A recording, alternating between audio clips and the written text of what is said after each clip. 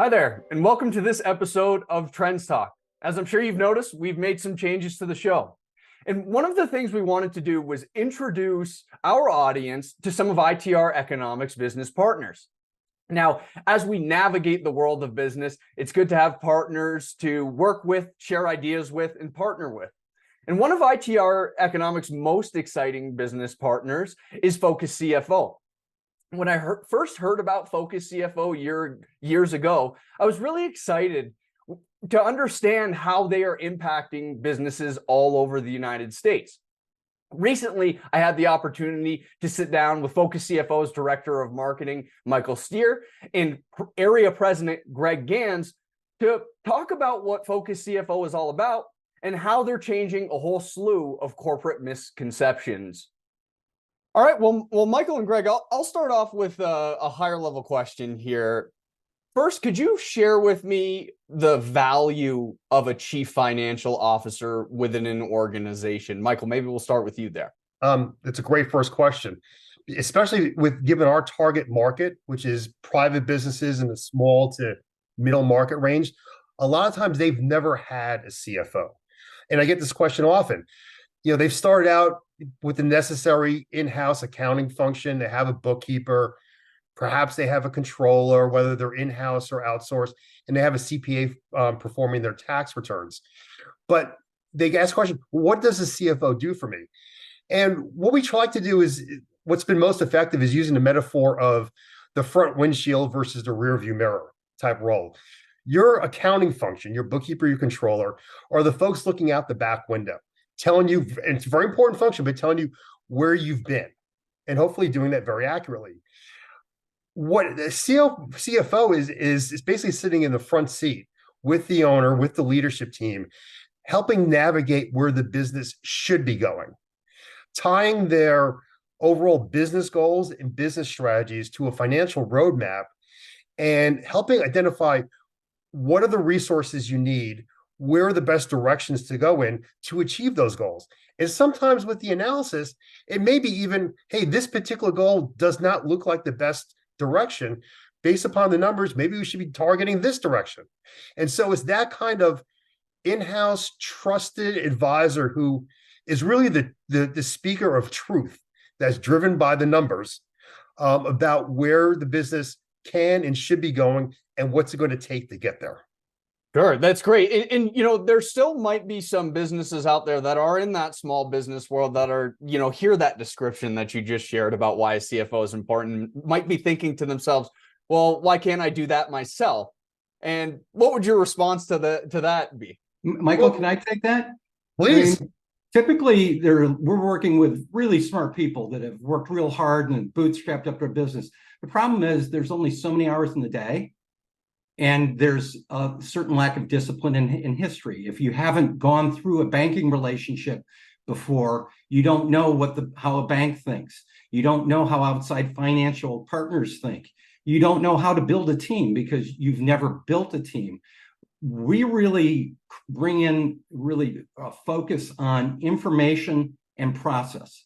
And those things start to create visibility throughout the organization so that you can gain alignment, can ask for accountability, and then can delegate. And once you can start to delegate as an owner, you can scale. And one of the keystones of building a great team is having good information that's accessible to the entire team so that you can set goals and go forward and have accountability and then, accountability delegation, and that frees up the owner. One of the kind of buzz phrases that we like to use is, you should, as an owner, be able to go on vacation for 6 weeks.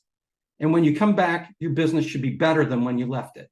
And I know you both at FocusCFO specialize in exactly what you've been describing. But for those of our listeners that aren't aware of what a fractional CFO is or of FocusCFO, could you share a little bit more about the role of a fractional CFO and some of the value add that the fractional CFO can bring? So Greg is talking about the value of a CFO in general. Yeah. In the small to middle market business, a lot of times these businesses don't need or can afford a full-time CFO. And that's perfectly the time. And that's the beauty of this fractional space, is that these businesses get the benefit of a highly experienced CFO, someone who's been a CFO for decades, who now will come into their business part of the week, typically a day a week, plus or minus a little bit. So they get the benefit of that experience brought to a business that they've never had before, because these CFOs have been there, done that with many businesses in the past. And they love to be able to bring value and add this kind of experience and value to these businesses that would normally never have had that before. So it's a win-win on both sides. Yeah, it sure sounds that way. And maybe a question for both of you here. I'd love to hear some of the success stories with your fractional CFOs. You don't have to call out names or titles or companies, but any general success stories that you could share with us in terms of as these fractional CFOs have engaged with these small to medium-sized businesses?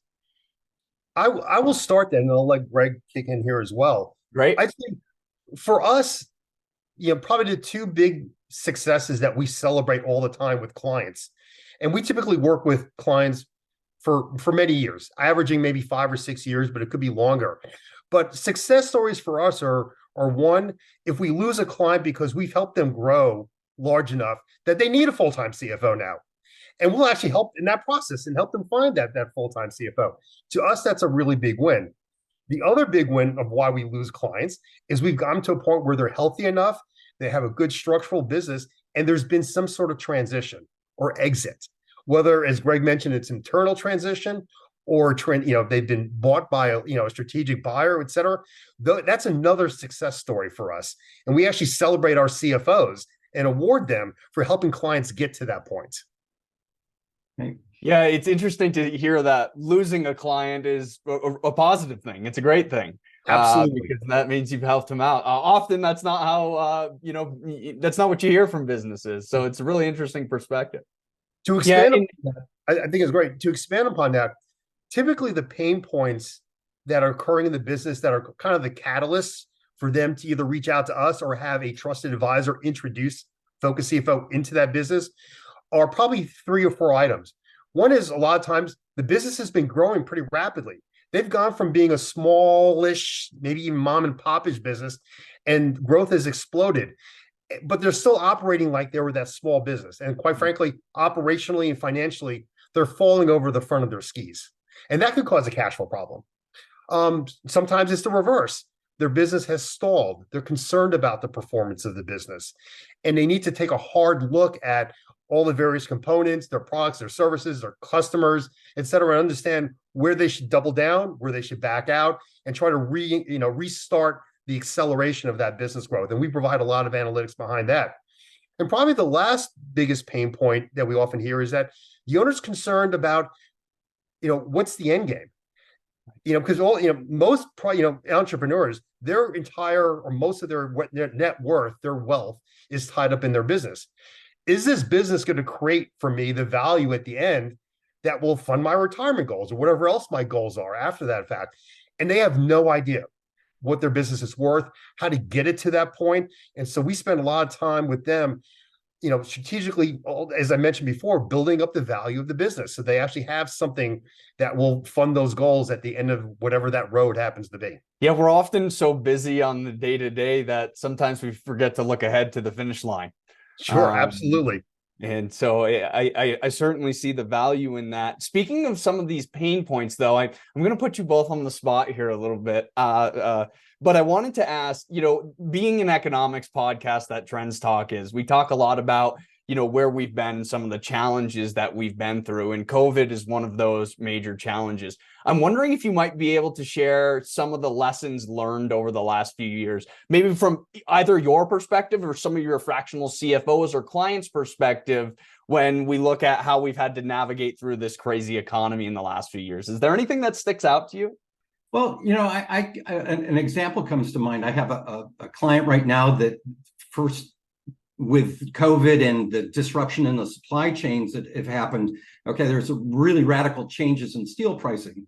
And they got hooked, interestingly enough, they didn't have a cost problem, they had a contract problem because they had long-term contracts that presumed stability in steel prices.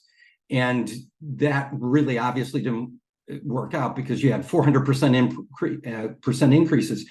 If you're sitting down and looking at something like the scrap steel indicators, you're seeing something where you can see out in the front, a few months in advance, where you're going to have a pressure point. So now if you look at your contracts, you need to get in front of your clients and start to say, hey, look, we need to renegotiate this. This works out for you. And if you can't renegotiate it, then we're going to have to go down different paths. It's always great to have a warning shot, okay, as opposed to get into it 6 months after you've had horrifyingly bad margins and you're bleeding money and you don't have good visibility into what that means on your cash flow. So, it's almost counterintuitive because people think of CFOs as, you put your financial hat on and you're watching costs. That is really one of the big difference between a controller and a CFO. The CFO is looking at margins and pricing and things like that. This was a pricing model problem, okay, that bad assumptions were plugged into, and we were called in and we sat down and we renegotiated with major, billion-dollar companies. This is a $25 million company that was dealing with billion-dollar companies.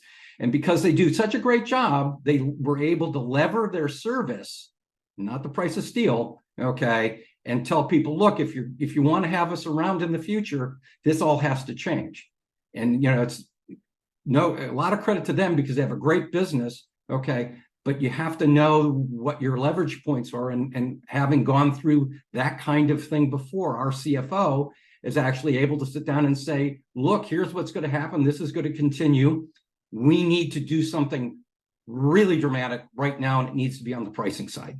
There's no other fix in this. So I know this is going to be painful, and nobody wants to go hat in hand to customers and say, that contract, we're just kidding, kind of a thing. But if you have the facts in line, you can, make a much better presentation. And interestingly enough, because they did a great job, every one of their customers accepted price increases that they were not contractually obligated to do because they saw the interruption in the supply chain as being a bigger problem than margin loss for particular products, because they knew if they went to the market, they weren't going to get a better price anyplace else. So now, knowing what's going on in the market is very powerful. Knowing where the market is going with some good non-biased forecasts is very powerful when you sit down and talk about your relationships with customers, vendors, and bankers, to be frank. Yeah, when we look at our clients today, those that were able to have those conversations and increase prices, and not just I think the point that you made that was really interesting to me is it's not just a price increase, it's also the service that defends it. So it's not just, well, we need to protect our margins, but it's here's our competitive advantages that all, provide support for improving the situation in increasing prices. And I think that's really important. We talk a lot with our clients. It's not just, well, the market increased prices. It's really use your competitive advantages to support some of these conversations, and the transparency that I think you were highlighting here with the customers. All important lessons learned during the pandemic. And I think we're still having those conversations as we sit here today. Before I talk about today, though, Michael, any comments from you there? I think Greg highlighted a very effective example. I think if you generalize it, the forecasting discipline, prowess that our CFOs bring to the business provides tremendous value as far as being able to predict going forward where some of these disruptions or risks may occur. So think about the CFO not only as being kind of the financial forecaster, but also being a major player in de-risking the business. Because as Greg said, you may have disruptions from increasing costs from suppliers. During the pandemic, another big area of risk was just the whole cash cycle. When are you collecting from clients? Are clients able to pay? What are suppliers looking for? Be able to manage that so that you know what the working capital requirements are going to be for the business. Because I've had plenty of new clients come in who almost fell over their skis and failed because of a cash flow problem in the business, running out of working capital, not being able to manage those cash flow cycles. So if you're able to tie those things together, bring in your banker relationship. So you, as Greg mentioned, you're speaking with data and hard facts about what's going on in the business. You can make adjustments to those things, and start to de-risk the business. Yeah, I love your comment about the forecasting side and how important that is for de-risking, because as you know, that's part of our motto, which is Yep. reducing risk through this economic intelligence. A lot of synergies there between CFOs and economists, although I know economists are often called the soft side of finance, but I'll let that go for now.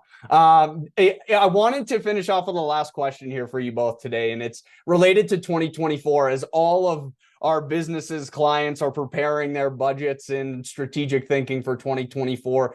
What is something that you're watching closely? It can be a concern. It can be something that you're excited about, something you're talking about a lot with your CFOs.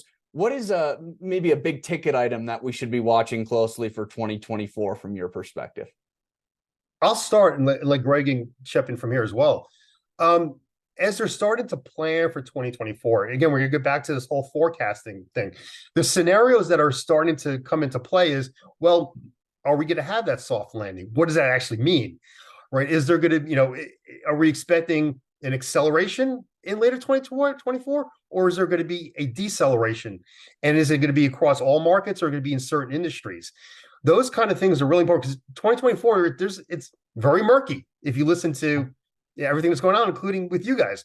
So our clients are definitely interested in understanding that. It gets back to the regional question I asked before. Certain industries may, in certain regions may be going gangbusters next year throughout the end of the year. Other regions may start to be softening.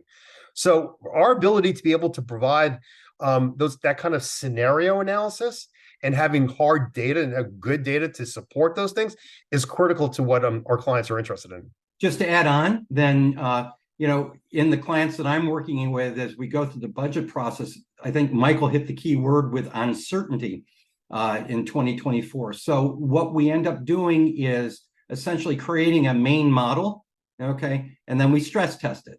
And we stress test it against what we think the most likely scenarios are that, can come up. For instance, maybe it's raw material, or maybe we'll lose a customer, or somebody offshores, or what different things can hit the model, and then you run it through so that you can have a plan, okay, that sits down. And we've actually got, we're doing this right now with a client where we're walking through, and they have a very large customer who might be in financial trouble because of different things.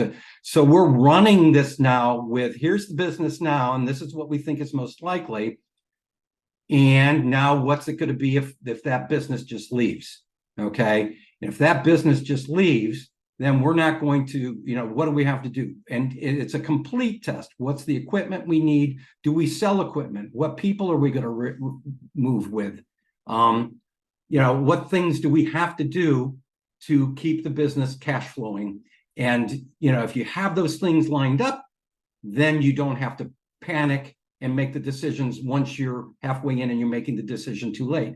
You've already made the decisions in the calm of the planning process. And so you have your second stress test kind of plan. So stress testing is something that we end up doing a lot going into uncertainty, to make sure that you've got, what does it look like if XYZ company takes its business overseas? Yeah, I recently heard a business executive say we can control 80% and the other 20% we plan for and scenario forecast and then we take it as it comes. So it's, I think that really highlights 2024, as you both are saying, is that there are going to be markets that perform better than others. There are going to be businesses that perform better than others. Some are going to feel recessions. Some are going to feel soft landings. So understanding those contingency plans and doing some of that stress testing in 2024, although important every year, will be more prominent in 2024, given the downturn that we've been talking about with our TrendsTalk listeners